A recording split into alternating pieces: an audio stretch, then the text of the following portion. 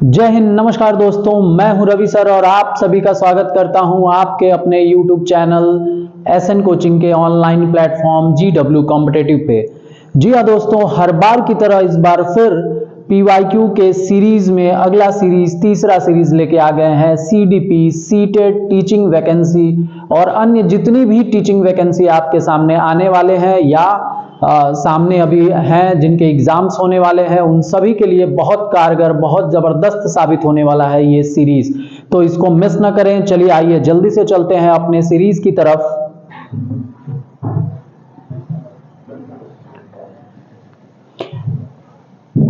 आइए आज का पहला क्वेश्चन देखते हैं। कहता है कि इन situation of a less participation of students belonging to a deprived group in teaching learning process a teacher should, कहता है कि एक शिक्षक को क्या करना चाहिए जो deprived ग्रुप है, जो दबे हुए ग्रुप है, जो निचले स्तर के समूह हैं, जो शिक्षा में ज्यादा इन्वॉल्व नहीं हो पा रहे हैं, अधिगम की प्रक्रिया में इन्वॉल्व नहीं हो पा रहे हैं, उनकी स्थिति कम होने की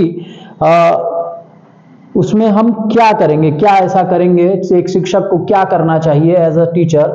तो कहता है कि ask the children to withdraw from school, कहे कि बच्चों को जो है स्कूल छोड़ देने के लिए कहना चाहिए, या इस सिचुएशन को, इस परिस्थिति को एक्सेप्ट, विद्यार्थी के इस स्थिति को एक्सेप्ट कर लेना चाहिए, स्वीकार कर लेना चाहिए।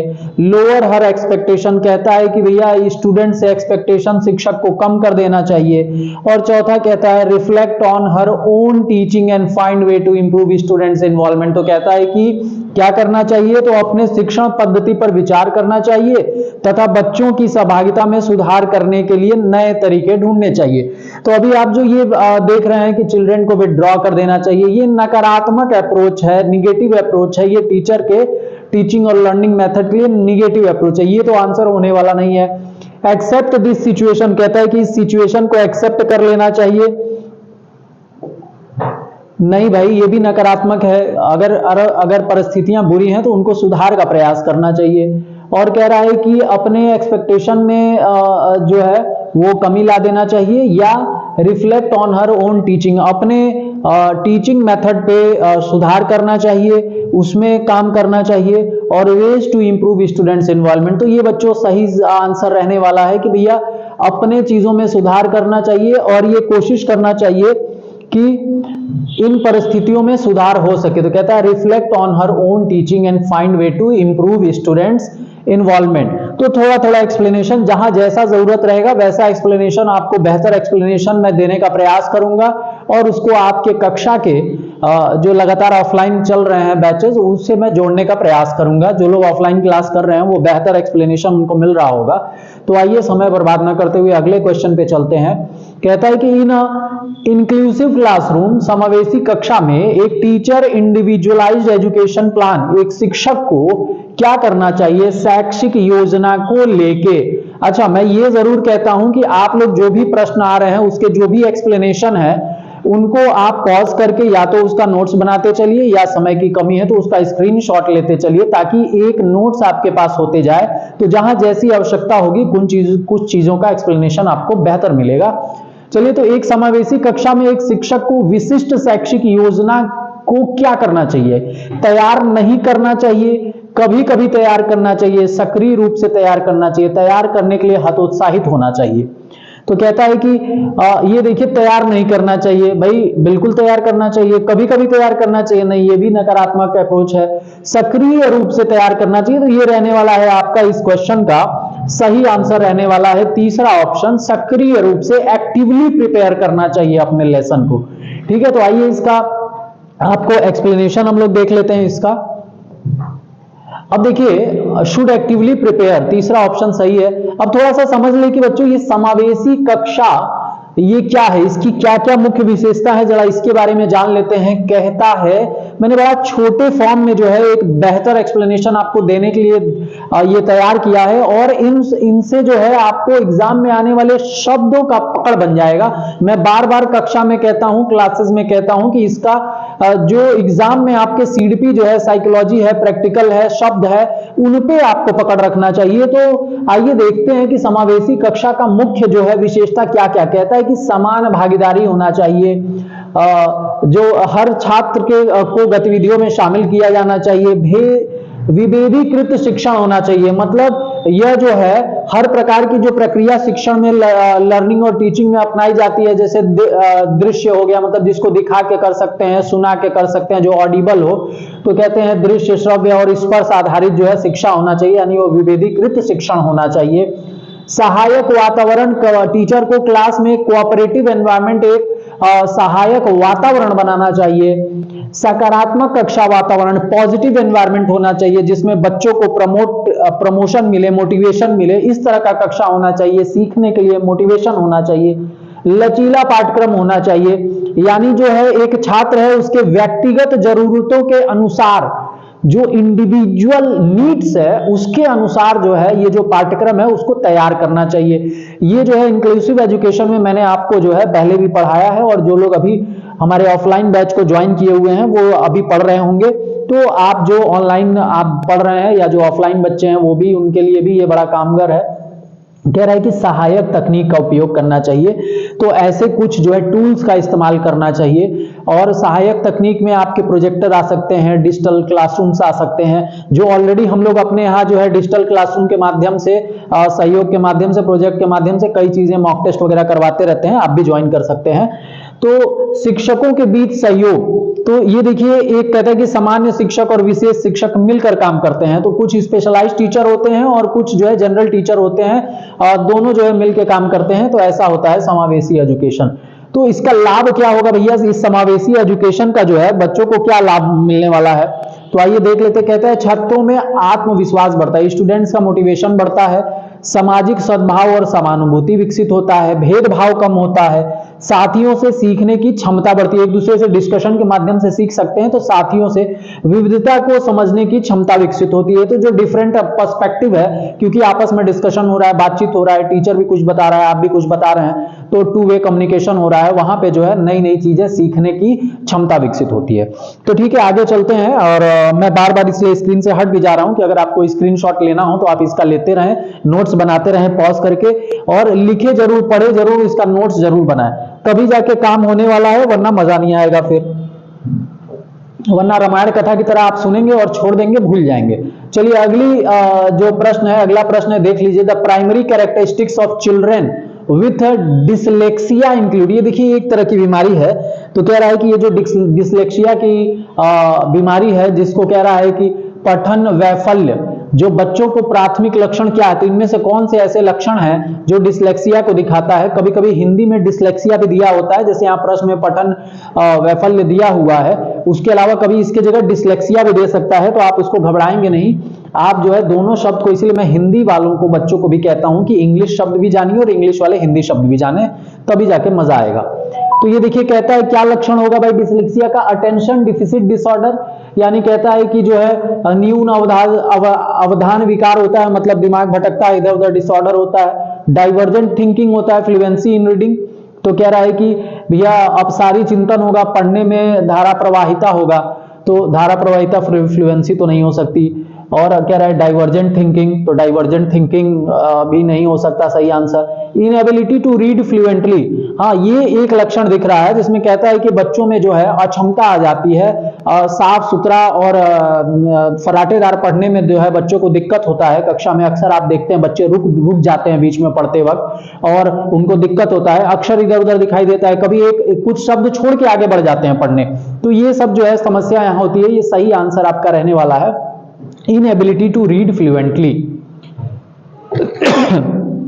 ठीक है, आइए देखते हैं इसका थोड़ा एक्सप्लेनेशन देख लेते हैं। Inability to read fluently, dyslexia जो है कहता है कि सीखने से संबंधित एक बीमारी है, डिसेबिलिटी है, जिसमें बच्चा या विद्यार्थी जो है उसको शब्दों को पढ़ने में, समझने में, अक्षरों को समझने में आगे पीछे कभी अक्षर दिखाई देते हैं, कभी जो है वो, आपने एक मूवी देखी होगी तारे ज़मीं पे, आपने मूवी देखी होगी, वो बच्चा रहता है, उसको अक्षर जो है उड़ते इधर उधर दिखाई देते हो। कभी कभी आपको भी जो है ध्यान कहीं और हो, आपका मन न कर रहा हो पढ़ने को, और जबरदस्ती आप कॉपी किताब उठा लें, तो आपको अक्षर साफ दिखाई नहीं देते, उस अक्षरों में कोई और आपको दिखाई देता है। तो चलिए आइए देखते हैं कि इसमें आप देखेंगे विद्यार्थी को पढ़ने, शब्दों को पहचानने, अक्षरों को समझने, सही तरीके से लिखने में कठिनाई होती है, मतलब लिखने की भी दिक्कत होती है। जबकि बुद्धि ऐसा नहीं है, ये मत समझिए कि बुद्धि उसका कुशाग्र नहीं है, सामान्य बुद्धि का नहीं है, वो व्यक्ति सामान्य बुद्धि का है, फिर भी ये समस्या आती है। तो पढ़ना लिखने में दिक्कत आता है। इसके मुख्य लक्षण अक्षरों का उल्टा या गलत दिखना, जैसे मैंने आपको जो है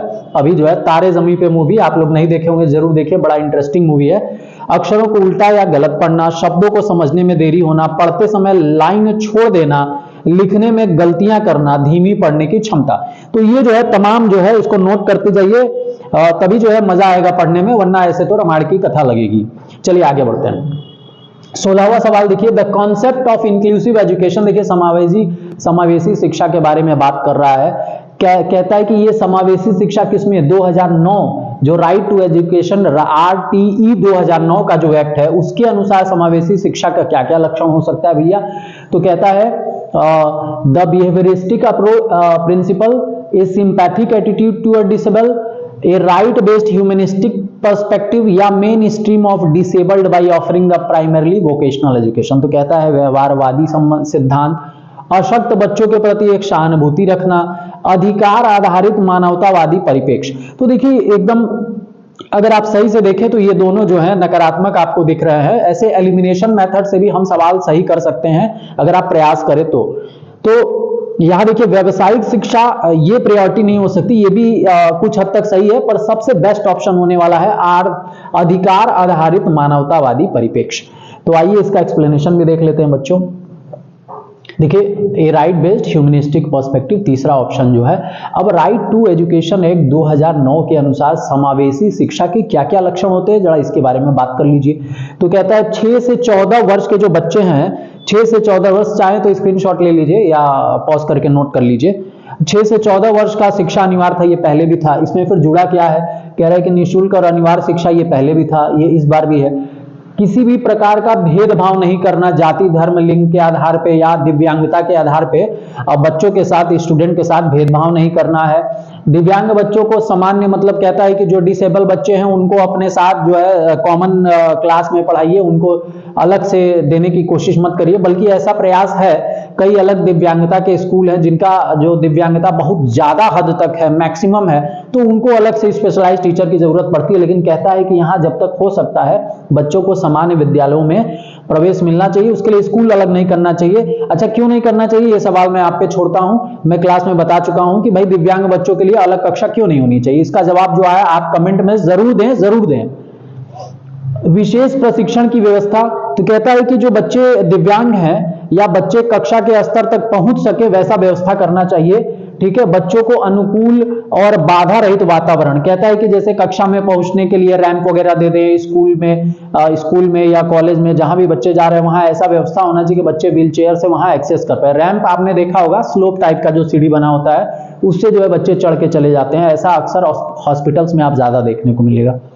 तो रैंप होना चाहिए, शौचालय ऐसा होना चाहिए जो दिव्यांग बच्चे भी आराम से उसमें जा सके, और विशेष शिक्षकों और संसाधन सहायता की व्यवस्था। तो उसी सामान्य स्कूल में ही थोड़ा अगर विशेष उन पे ध्यान दे दे, कुछ सहायता या सामग्री ऐसा दे दे तो ऐसा होता है। हम लोग भी जब BHU की कक्षा में पढ़ते थे तो हमारा एक मित्र हुआ करता था जो है ब्रेल लिपि में पढ़ता था, वो उसको दिखाई नहीं देता था पर वह सारा नोट्स बनाता था, वो पेन से कलम से जो है वो पिन टाइप का होता है उससे बनाता। तो ब्रेल लिपि आप देखेंगे कैसे होता है, तो वो हमारे साथ BHU में पढ़ता था। तो वो जो है उसका अधिकार था। पाठ्यक्रम लचीला होना चाहिए और विविध शिक्षण वादियां जो है विधियां होनी चाहिए ताकि हर बच्चे को आवश्यकता पूरी हो सके।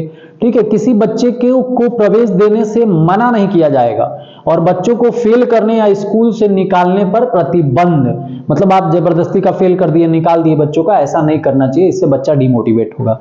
और इसका उद्देश्य क्या है, तो शिक्षा में समानता लाना, न्याय सुनिश्चित करना, सामाजिक समानता लाना, अवसरों की बराबरी देना और साथ साथ बच्चों की भागीदारी हो सके, समावेशी और सहयोगी समाज बन सके। कैसा समाज बने भैया, समावेशी और सहयोगी समाज बने। तो ये एकदम जबरदस्त एक्सप्लेनेशन है जो RTE 2009 के अनुसार जो इंक्लूसिव एजुकेशन का जो प्रक्रिया होना चाहिए, जो लक्षण होने चाहिए, वो आपको मैंने दिया। चलिए अब अगले सवाल की तरफ बढ़ते हैं। आप देखेंगे in the constructivist framework learning is primarily, संरचनावादियों के अनुसार अधिगम क्या है, मुख्य रूप से क्या है, तो कहता है बेस्ड ऑन रूट मेमोराइजेशन, भैया रटने वाला, याद करने पे आधारित है, सेंटर अराउंड री इन्फोर्समेंट, प्रबलन पर केंद्रित है, अनुबंधन द्वारा अर्जित किया जाए, या focus on the process of meaning making, अवबोधन की प्रक्रिया पर केंद्रित है। तो आप इसका उत्तर देखेंगे भैया कि अवबोधन की प्रक्रिया पर केंद्रित है, यानी चौथा ऑप्शन इसका सही रहने वाला है, focused on the process of meaning making. ठीक है, तो यहां देखिए कहता है, थोड़ा सा देख लीजिए, कंस्ट्रक्टिविस्ट जो फ्रेमवर्क है, जो संरचनावादी हैं, उनके लिए शिक्षा में अधिगम का क्या महत्व है, तो कहते हैं कि एक सक्रिय अर्थ निर्माण होना चाहिए। कैसा लर्निंग, कैसा होना चाहिए, एक्टिव होना चाहिए और मीनिंगफुल होना चाहिए, मीनिंग मेकिंग वाला होना चाहिए। और कहता है कि विद्यार्थियों स्वयं अपने अनुभवों, पूर्व ज्ञान और सोच के आधार पर नई जानकारी का निर्माण करते हैं। यह सीखना शिक्षक द्वारा सिर्फ जानकारी देने से नहीं होता, हाँ, तो क्या करें, बल्कि विद्यार्थियों के सक्रिय सहभाग और अन्वेषण के माध्यम से होता है। तो कहता है कि बच्चे का एक्टिव लर्निंग होना चाहिए, डिस्कवरी लर्निंग होना चाहिए, बच्चा अन्वेषण करना चाहिए, शिक्षक को बच्चों को ऐसा क्लास में मोटिवेशन देना चाहिए जो बच्चे खुद भी कुछ डिस्कवर करने की कोशिश करे, खोजने की कोशिश करे, खोजी बने। ठीक है, तो चलिए आगे आइए देखते हैं अगला सवाल। कम समय में ज्यादा कवर करना है, इसलिए हमारा एक लिमिट है। अच्छा, थोड़ा सा इसका एक्सप्लेनेशन ऑन रह गया, मैंने एक और इसका बना दिया था कि भैया मुख्य विशेषता क्या क्या है कंस्ट्रक्टिविस्ट लर्निंग का, संरचनावादियों के अनुसार जो है, कहता है कि सीखना सक्रिय होता है, ठीक है, पूर्व ज्ञान महत्वपूर्ण होता है, पूर्व ज्ञान होना चाहिए। ये सब देखिए एग्जाम पॉइंट ऑफ व्यू से ये वर्ड बड़े महत्वपूर्ण है। आप नोट्स देखते हैं, आपको कहीं से नोट्स मिल जाता है, पर जो एग्जाम पॉइंट ऑफ व्यू से है वो मैं आपके लिए फिल्टर करके आता हूं, आपका समय बचाने का प्रयास करता हूं, तो आप इसको देख सकते हैं। समस्या समाधान पर आधारित, प्रॉब्लम सॉल्विंग जो है अप्रोच कैसा होना चाहिए, प्रॉब्लम सॉल्विंग बेस्ड होना चाहिए, समस्या समाधान पर आधारित होना चाहिए। सहयोगात्मक सीखना, यानी कहता है कोलैबोरेटिव लर्निंग, ये बड़ा महत्वपूर्ण है। कहता है कोलैबोरेटिव लर्निंग का जो है वह माहौल डेवलप करना चाहिए। शिक्षक की भूमिका कहता है कि गाइडर की तरह होना चाहिए, मार्गदर्शक की तरह होना चाहिए, इंस्ट्रक्टर की तरह नहीं होना चाहिए। Instructor is negative term, teacher instructor केवल नहीं होना चाहिए, टीचर एक गाइडर होना चाहिए, गाइडेंस प्रोवाइड करने वाला होना चाहिए। और खोज आधारित डिस्कवरी लर्निंग, जैसा कि मैंने अभी बताया। तो आप नोट कर लें, स्क्रीनशॉट ले लें, मैं आगे बढ़ता हूं। अब देखिए, naive theory that children construct about various phenomena, कहता है कि अपने घटनाओं के बारे में, अनेक घटनाओं के बारे में बच्चों के द्वारा बनाए गए सहजानुभूत सिद्धांतों के संदर्भ में एक शिक्षिका को क्या करना चाहिए। अगर बच्चे ने अपने से कोई कल्पना बना लिया, कोई सिद्धांत बना लिया, और अगर वह गलत है, नेव थ्योरी है, तो शिक्षक को वहां क्या करना चाहिए, तो should be ignored bye teacher. तो टीचर क्या करे, इग्नोर कर दे भाई, टीचर को उसको इग्नोर कर देना चाहिए, उसको पनिश करना चाहिए कि भैया तुम काहे नेव थ्योरी बना लिए, इसके लिए आपको पनिशमेंट देना चाहिए। या बार बार याद करने के द्वारा एक सही सिद्धांत से बदल देना चाहिए, कहे कि भैया रट रट के अपना सिद्धांत बदल दो, नहीं, रट रट के सिद्धांत बदलने कैसे होगा, फिर तो वहीं तक समझेगा। तो चौथा ऑप्शन आप देख सकते हैं, should be challenge by presenting counter evidence and example. देखिए, बच्चे को चैलेंज करना है, उसको डीमोरलाइज नहीं करना है, डीमोरलाइज नहीं करना है, क्या करना है, बच्चे को चैलेंज करना है। तो कैसे चैलेंज करेंगे, तो कहता है कि आप प्रूफ तो दीजिए बच्चों को, ठीक है, उसका प्रूफ दीजिए। तो आइए देखते हैं कैसे प्रूफ देना है, आइए एक्सप्लेनेशन में देख लेते हैं। हाँ, आप लोग भी जो है कक्षा में नेव थ्योरी बना लेते हैं, कैसे, तो आप लोग कैसे नेव थ्योरी बनाते हैं, आप लोग कहते हैं सर कोर्स कंप्लीट होगा कि नहीं, टाइम पे हो पाएगा कि नहीं, आप लोग आपस में डिस्कस करते हैं, तो नेव थ्योरी बना लेते हैं। पिछली बार शायद ऐसा नहीं हुआ था, तो वो जो गलत थ्योरी आप बना लेते हैं कक्षा में, जिसको मैं बार बार कक्षा में कहता हूं कि पूर्वाग्रह से आप लोग बाहर आइए। तो ऑफलाइन बैचेस में ये चर्चाएं चलती रहती हैं, खैर कोई नहीं। आइए देखिए, नेव थ्योरी जो है, इसका मतलब है कि बच्चा जो है अपने अनुभवों, अपने एनालिसिस, अपने अवलोकन, अपने ज्ञान के आधार पे कुछ, कैसा ज्ञान, अधूरा ज्ञान, हाँ, पूरी तरह से उसको ज्ञान नहीं है, उस ज्ञान के आधार पर उसने कुछ जो है कल्पना परिकल्पना बना लिया और उसी को लेके आगे बढ़ता है या गलत धारणा बना लेता है। तो जैसे कहिए कि जब तक जो है ये बात मालूम नहीं है तब तक हम सोचते हैं, फिजिक्स पढ़ते हैं, हमको तो लगता है कि भैया ये हल्का वस्तु भारी वस्तु दोनों एक साथ गिराइए और भारी वस्तु पहले गिरेगा। लेकिन आप जो है थ्योरी देखेंगे फिजिक्स में तो उसमें आप देखेंगे कि अगर किसी तरह का रेस्ट्रिक्शन हटा दिया जाए, मतलब एयर हटा दिया जाए, तो वहां आप देखेंगे कि फ्री फॉल में वस्तु जो है हल्का हो भारी हो सब एक साथ बराबर गिरता है। तो यहाँ आप देख सकते हैं पौधे सिर्फ मिट्टी से भोजन लेते हैं। अरे ये तो बिल्कुल गलतफहमी है। मिनरल और वाटर मिट्टी से लेते हैं, आप लोग साइंस में पढ़े होंगे। सनलाइट से जो है खाना बनाते हैं, केवल भोजन उनका काम मिट्टी से थोड़ी ना होता। और कह रहा है किसी वस्तु पर बल न लगे तो वह रुक जाएगी, तो ऐसा कुछ नहीं है। तो इस तरह की कई गलत अवधारणाएं, जब तक हमारे पास ठोस प्रूफ नहीं होता या टीचर हमें नहीं बता देता, स्टूडेंट कुछ गलत अवधारणाओं में होता है। जैसे पहले लोग मानते थे कि सूर्य पृथ्वी का चक्कर लगाता है, पृथ्वी सूर्य का चक्कर नहीं लगाता। फिर बाद में पता चला, टेलीस्कोप आया, गैलीलियो आए, फिर तमाम लोग आए और बताया कि भैया ऐसा है, वैज्ञानिक ने बताया कि सूर्य पृथ्वी का चक्कर नहीं लगा रहा है, सूर्य का कई जो है ऐसे ग्रह जो हैं वो चक्कर लगा रहे हैं। ठीक है, तो चलिए आगे बढ़ते हैं। तो इसका इंपॉर्टेंस क्या है भैया नेव थ्योरी का, इसका भी आप स्क्रीनशॉट ले लें और साथ में जो है नोट करते जाए। शिक्षक बच्चों के पूर्व धारणाओं को पहचाने कि भैया क्या ऐसा गलत वो सोच लिया है, समझ लिया, उसके धारणाओं को पहचानते हुए और गलत धारणाओं को धीरे धीरे सही वैज्ञानिक अवधारणाओं से जोड़े। बच्चे की सोच को समझकर उसे उचित अनुभव प्रदान करे। तो ऐसा ना हो कि बच्चों को जो है कस के डांट दिया क्लास में, बेवकूफो तुम गलत अवधारणा बना दी, आज के बाद मेरी क्लास में मत आना। ऐसा नहीं करना है। मैं तो ऐसा आपके साथ नहीं करता। आप कुछ गलत अगर अवधारणा बना लेते तो उसको मैं प्रूफ के साथ कुछ आपको तथ्य देके जस्टिफाई करने की कोशिश करता हूं। तो वही एक शिक्षक को करना चाहिए और आप भी शिक्षक बन रहे हैं तो इसको भरपूर जो है अपने ध्यान में रखें। चलिए अगला सवाल जो है, चाइल्ड सेंटर्ड पेडागोजी प्रमोट्स, छात्र केंद्रित शिक्षा शास्त्र की क्या विशेषता है, क्या प्रमोट करता है? तो कहता है exclusive reliance on text book. कहता है भैया केवल पाठ्य पुस्तकों पर निर्भर रहो। कहता है बच्चों के अनुभवों को प्रमुखता देना, यंत्रवत याद करना, योग्यता के आधार पर विद्यार्थियों को नामांकित करना तथा वर्गीकृत करना ही नहीं। तो क्या होगा कि भाई जो भी उनके अनुभव हैं उनको क्या करना है, प्रमुखता देना है। तो कहता है giving primacy to children's experience. तो बच्चों के अपने अनुभवों को प्रमुखता जरूर देना है, तभी वो कुछ सीखने की खोजने का प्रयास करेंगे, वरना डर जाएंगे। और यही पेडागोजी, यही शिक्षा शास्त्र का काम है। तो आइए देखते हैं चाइल्ड सेंटर्ड पेडागोजी क्या बताता है भैया। कहता है कि ऐसी शिक्षण पद्धति जिसमें पूरा ध्यान बच्चे उसकी रुचियों, क्षमताओं, अनुभवों और आवश्यकताओं पर होती है, और इसमें जो है टीचर एक मार्गदर्शक, एक फैसिलिटेटर की तरह काम करता है। वह बच्चों को सीखने सिखाने के लिए शेप करता है, गलत सीखने से रोकता है और सही सीखने के लिए प्रमोट और खुलापन देता है। ठीक है, तो मुख्य विशेषताएं क्या क्या है देखिए, बड़ा अच्छा शानदार इतना बनाया है मैंने, आपके लिए काफी मेहनत किया है। बच्चे की रुचि और आवश्यकताओं पर आधारित शिक्षण, सक्रिय भागीदारी, एक्टिव पार्टिसिपेशन, जैसे प्रयोग, खेल, चर्चा, परियोजना के माध्यम से सीखने की गति का सम्मान।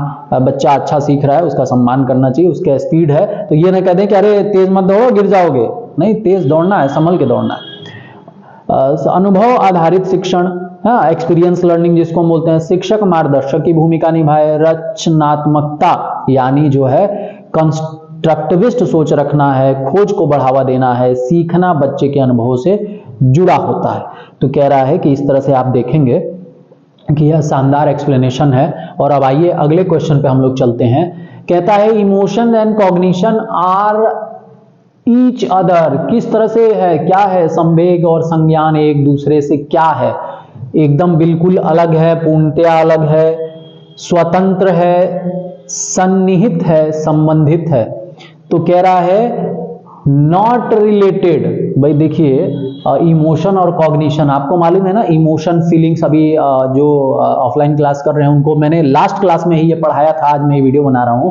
और ये देखिए ये क्वेश्चन आया हुआ है पहले ही, प्रीवियस ईयर क्वेश्चन में, ये सीडीपी के सीटेट के एग्जाम में आया हुआ है। कहता है इमोशन और कॉग्निशन जो है एक दूसरे से जुड़े हुए हैं। इमोशन अपने physiological and mental expression reaction को देना जो होता है, किसी चीज का फीलिंग जो है वो इमोशन होता है, और कॉग्निशन संज्ञान है, ज्ञान से आधारित है, बुद्धि विवेक से आधारित है।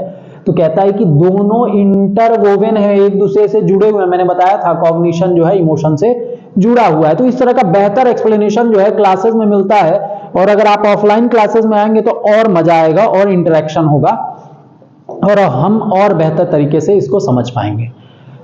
तो इसका देख लीजिए, इंटरवोवेन विथ ईच अदर, इमोशन और कॉग्निशन एक दूसरे से जुड़ा हुआ है। ठीक है, हमारी भावनाएं हमारे सोचने, सीखने, निर्णय लेने और याद रखने की क्षमता को प्रभावित करती हैं। इमोशन ये लास्ट मैंने पढ़ाया था, पूरा डिटेल में बताया था। अब कुछ इमोशन पॉजिटिव इमोशन होते हैं, कुछ निगेटिव, जैसे ये देखिए खुशी, हाँ ये देखिए पॉजिटिव इमोशन है। इधर डर है, क्रोध है, उत्साह देखिए पॉजिटिव है, तनाव है निगेटिव है, डर क्रोध निगेटिव है। हाँ, निगेटिव इमोशंस में आएंगे, नकारात्मक जो है भावनाओं में आएंगे। कॉग्निशन संज्ञान में सोचने, समझने, याद रखने, निर्णय लेने और समस्या हल करने की मानसिक प्रवृत्ति। तो आप यहां देख रहे हैं कि एक जबरदस्त एक्सप्लेनेशन आपको मिला। अगर आप भी चाहते हैं कि इस तरह का वीडियो जो है और लगातार बढ़े, तो आपको मेरे मोटिवेशन को बढ़ाना होगा, और इसके लिए मेरे प्यारे स्टूडेंट्स आपसे यही रिक्वेस्ट है कि आप जो है इस वीडियो को पूरा का पूरा देखें, अच्छे से नोट्स बनाएं और कमेंट में जरूर लिखें कि आप किस किस टॉपिक पे या किस तरह की वीडियो चाहते हैं, और आपको यह वीडियो कैसा लगा ये जरूर कमेंट में लिखें। मुझे इससे मोटिवेशन मिलेगा, अच्छा महसूस होगा, तो मैं आपके लिए और अच्छा प्रयास करने की कोशिश करूंगा। हमारे साथ जुड़ें, और जो ऑनलाइन देख रहे हो, हमारे ऑफलाइन बैच से नहीं जुड़े हुए हैं, वो इन नंबर्स पे इंक्वायरी कर सकते हैं। हमारे बारे में डिटेल, हमारे सिलेक्शन के बारे में जानने के लिए हमारे गूगल पे जा सकते हैं, जस्ट डायल पे सर्च कर सकते हैं, और वहां आपको सभी डिटेल मिल जाएंगे। कई बार बच्चे पूछते हैं कितना सिलेक्शन हुआ, आप जाके वहां देखिए, काफी सिलेक्शंस है। तो इस तरह से हमसे जुड़े रहें, और हमारे साथ लगातार जुड़ने के लिए हमारे YouTube चैनल को सब्सक्राइब कर दें, अपने दोस्तों को शेयर जरूर कर दें जो हमारे बारे में नहीं जानते, वो भी जानेंगे, तो इससे मेरा मोटिवेशन बढ़ेगा, हमारा मोटिवेशन बढ़ेगा। ठीक है, लगातार हमसे जुड़े रहिए। फिर अगले सीरीज में मिलते हैं। जय हिंद, नमस्कार।